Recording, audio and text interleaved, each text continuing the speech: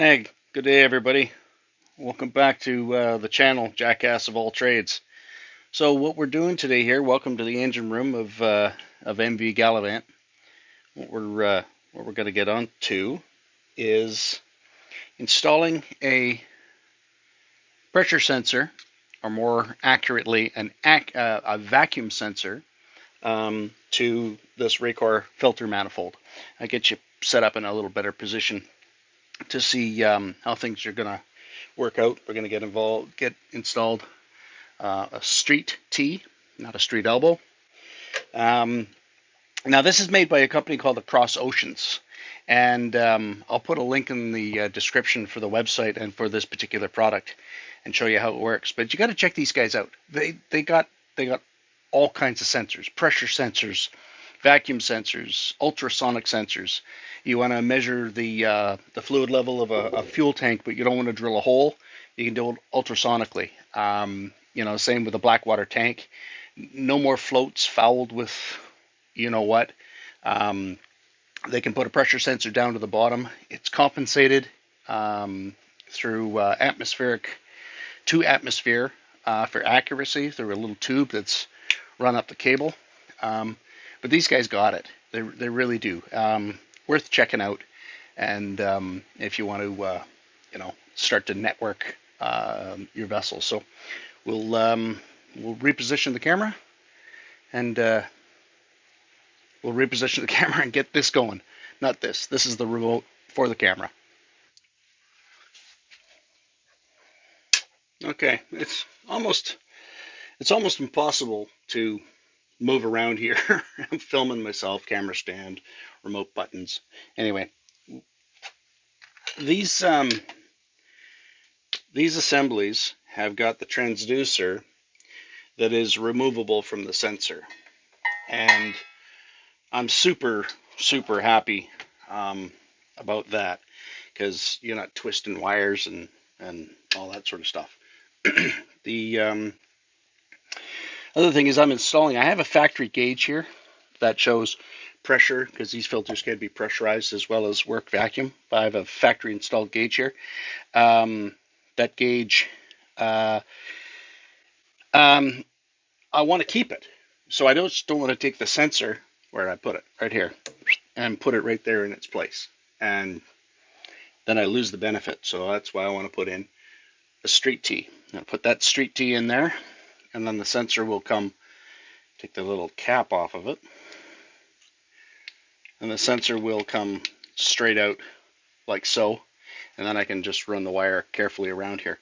Now, this is a flooded filter, so if I pull this gauge out, I'm likely going to get fuel. Now, this filter assembly has a position to go all off. And I think that turns this off, but I'm not sure if I'm going to lose my fuel level in here. So I have my fuel polishing system with this drain hose for draining the bottom of the filter. I think what I'm going to do is I put some quarter turn test cocks in the bottom here. I think what I'm going to do, just for giggles, is drain the fuel out of these bowls rather than relying on me guessing to see if this in the off position actually shuts off. If it doesn't shut it off, it's still I have the head pressure from the fuel lines and all that sort of stuff. So I got to get a screwdriver and drain this, and I'll make a little bit of noise, but I'll suck it right up into this. Basically, I'll put it right back into the fuel tank, which is, you're going to question me. You're going to say, Steve, that's dirty fuel down here. Well, this is the dirty side of this Gulf Coast filter. So whatever dirty fuel is here will go to the dirty side of this filter, get pulled through the below micron filter here, and return it to the tank. So whatever we're sucking out of here is going to get cleaned up. All right, I had to turn the fan on here in the engine room because we ran yesterday, and It's pretty warm in here, and I get hot. And also it's raining cats and dogs, just pouring outside, so the humidity is pretty high. So, and there's a train going by. Hopefully, this microphone that I'm trying, wireless, on my earbuds, is picking up my melodious tones instead of all the noise in here. I know I'm going to make a little noise when I fire this pump up, but it's the way it's got to be. So I'll put it to this fuel tank here.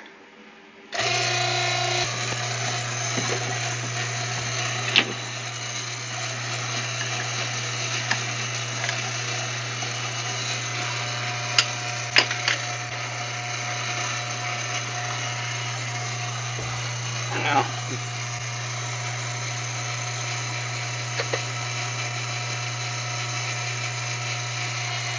got a little air into the top of that tank. You can hear that pump load up. And now we're pulling fuel. I'm just going to run it until I see fuel in this bowl here.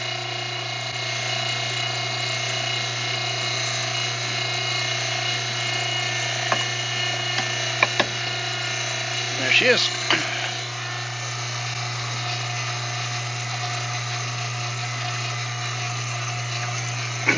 Got to let the air in or the fuel's not going to come out.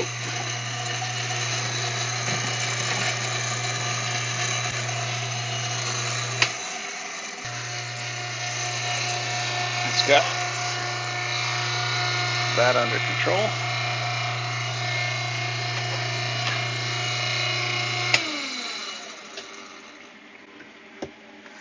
Stop that noise. I can cap this off. I try to keep a clean jug available right here at the fuel manifold, because you never know. Just never know whether you got to catch something or return something or whatever the case may be.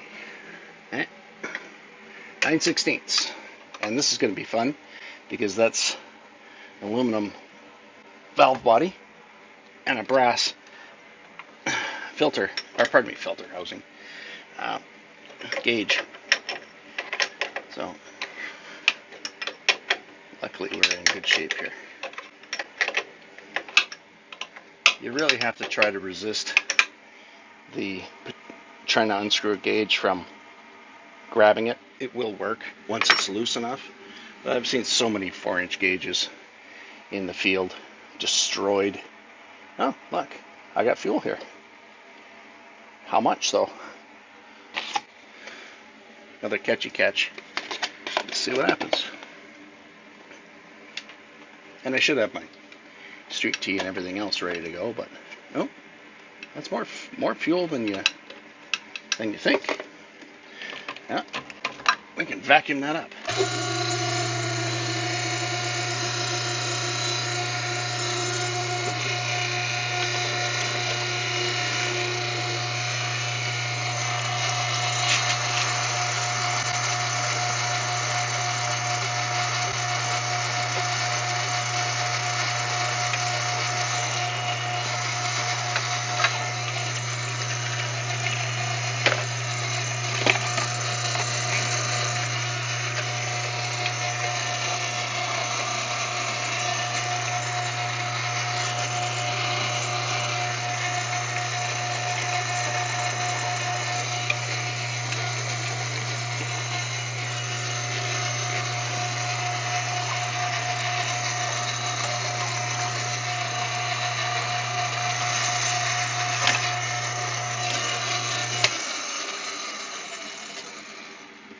Alright, not ideal. Should have had a Zorby pad right handy. I had one like within inches. Did I have it ready? No. But that's why I buy Brake Clean. Clean up these messes. So, Teflon tape on our tee, and I've said before you want to be very careful not to get the first thread. Teflon tape on our sensor.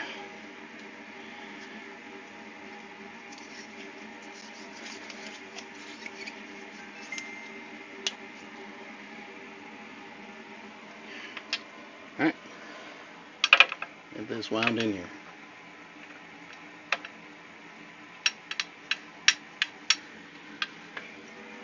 And this is a 9/16, which is not going to fit because it's 5/8. That's why we got the thumb driver universal knuckle buster.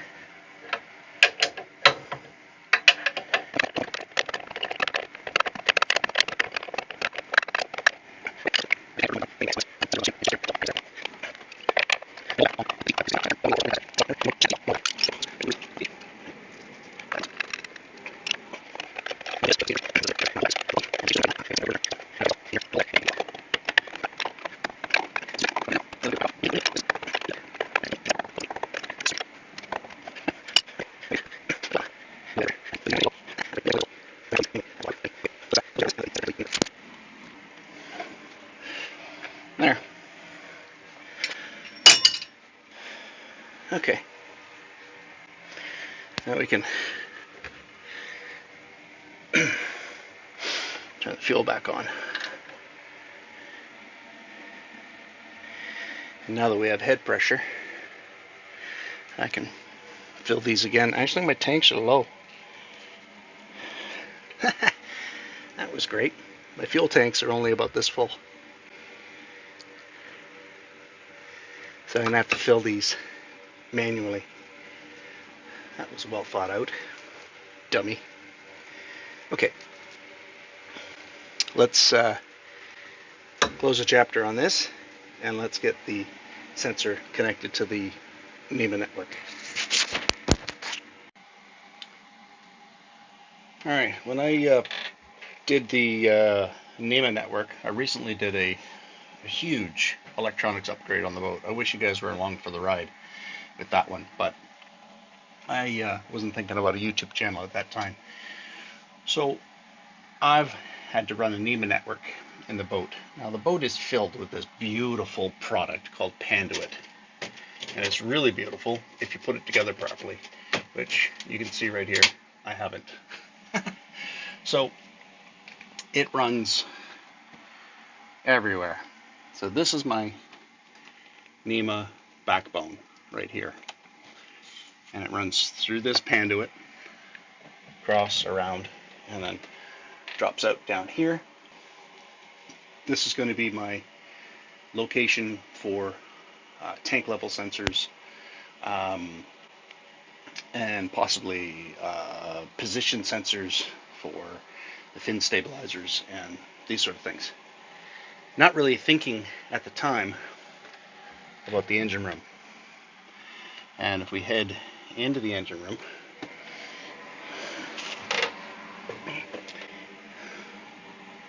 just check out Abe on YouTube. He makes these stickers. This is definitely got to check him out. He's funny as hell. Anyway, so this Panduit is also in the engine room on this side of this main bulkhead. I should have run the Panduit in here. I probably run the conduit, the cable, in this Panduit here, and then dropped down, had a location here, because obviously we're picking up fuel sensors, and that way I could have had distribution for fuel tanks and other stuff. So I'm gonna probably rerun, because I don't want a bunch of T through the bulkhead. I just want to bring the NEMA into here, but it has to be looped and do drops. So for now, I'm going to do today, I'm going to install a drop T there, and I'm just going to hook that sensor up by stuffing the cable through the wall. And why I say stuffing is that is filled. So I will be extremely surprised if I get a cable through there. But to get it working, I can at least go through the engine room door, and then I'll just unplug it. So let's put in our drop T.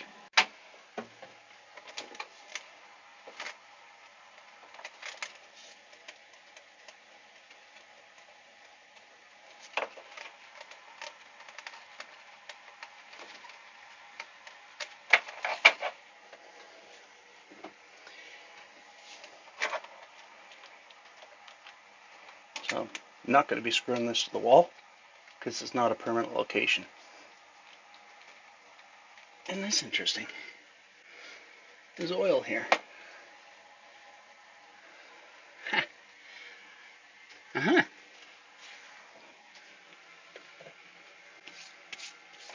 Need a rag. Luckily I always got one handy. Now that's interesting. I've never seen oil leak out of a wire before. It's obviously coming from the water maker above, which I will address shortly.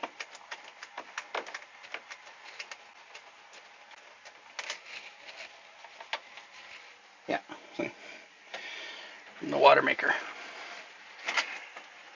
I think I might have overfilled it, but problem for another time.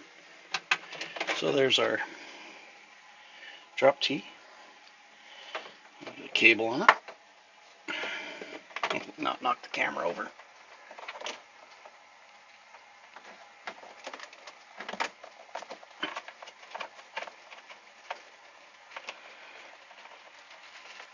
Okay. Now I'll get our sensor and hook it up to here.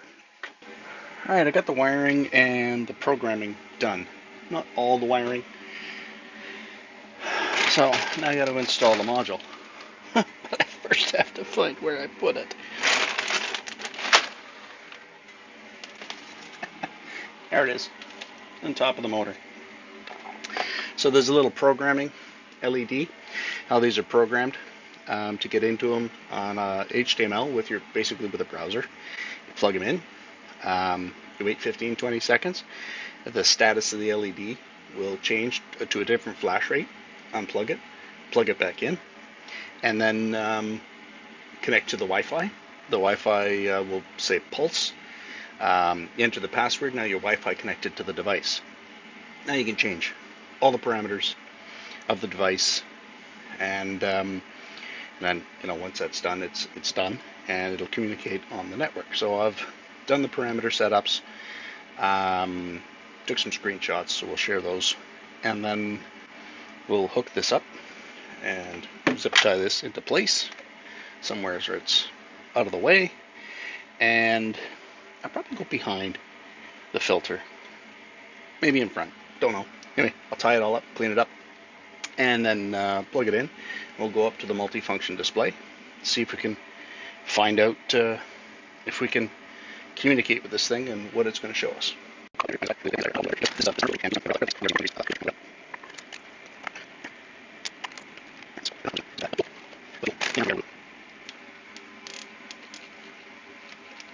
There, nice and tidy.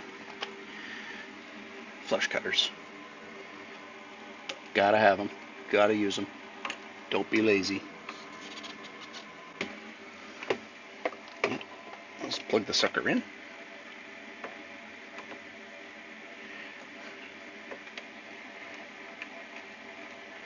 These NEMA connections are pretty awesome. They're weatherproof, and they're tight, clean, and all this. Up in the wheelhouse, we power up the system. Now this far display here on the left is going to be it's kind of my utilitarian display. Center is navigation, whatnot. This side, radar. Let's see if we can find our new sensor.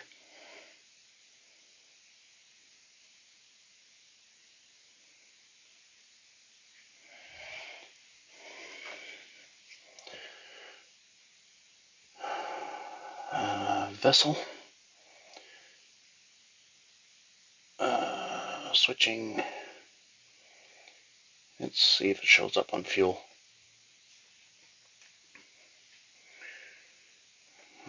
Options. Reset odometer. Installation. Okay, after doing a little bit of off-camera button mashing, I figured things out. This data point used to be used to have heading because it was just a generic input. So this is heading, and now I want to replace the data. So replace the data, filter pressure.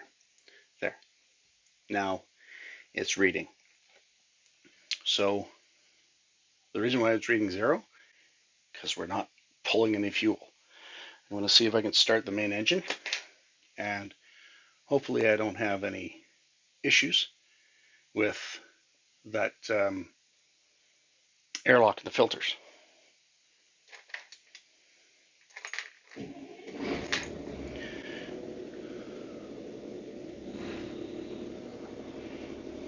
Okay. And add some RPM as well.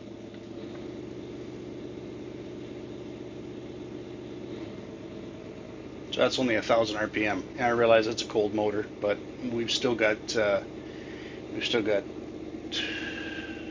how many degrees of temperature? It's actually only 23, 24 degrees of coolant temperature, so that's not a lot, but we ran yesterday. But there you go.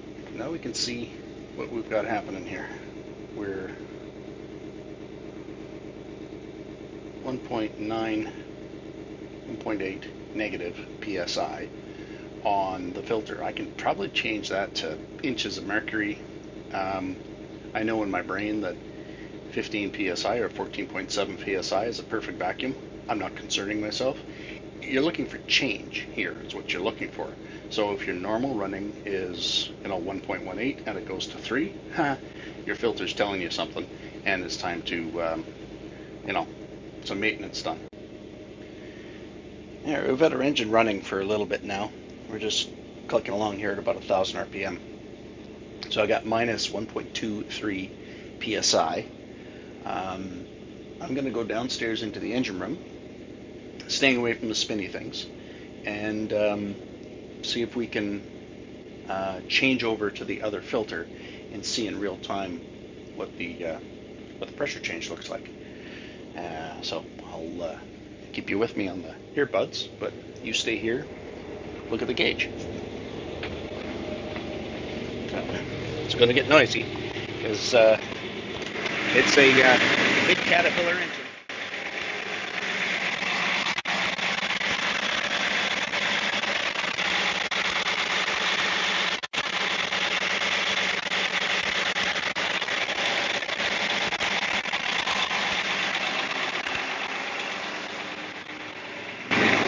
Changed it. And let's see if we haven't. Yeah, there's actually less draw. Much less draw. And why? That's the filter we were on most of the time. But that's got a bunch of air in it still.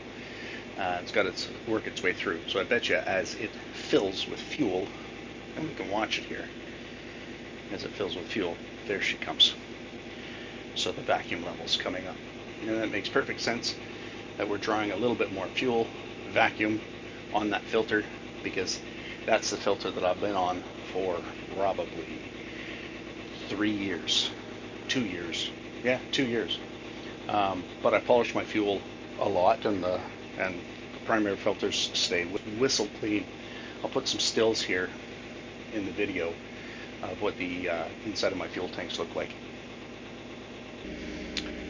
Okay, everything's finished and configured. I've got to get the NEMA network kind of tied up and put it in a little bit better place, clean things up a little bit down there, but that's just boring stuff. When I relocate that NEMA network out into that Panduit in the engine room and add a couple more sensors, we're definitely going to have you along for that, so that's cool. Putting a link to Across Oceans Systems in the description. Check them out. They got all kinds of stuff. Good guys, Canadian company. Definitely, I don't think you're going to find more competitive pricing as well, so you should check it out. All right, thanks for watching. Really appreciate you sticking with us. I haven't said it before, but if you like it, like it. If you want to subscribe, subscribe. And if you want to make a comment, I'll be reading them. Thanks for watching.